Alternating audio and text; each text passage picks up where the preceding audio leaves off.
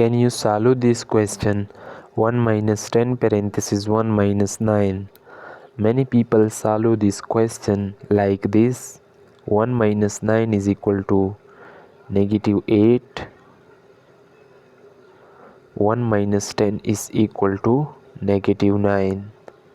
Negative and negative positive. 9 times is 72. But this answer is absolutely wrong because we did not follow the PEMDAS rule.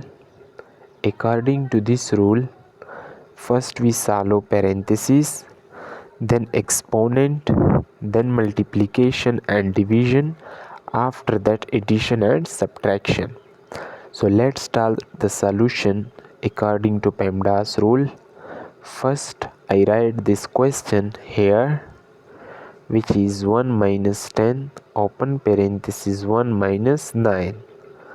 Now first we solve this parenthesis. 1 minus 10 into 1 minus 9 is equal to negative 8. Here one multiplication and one subtraction. So first we can do multiplication. 1 negative negative positive.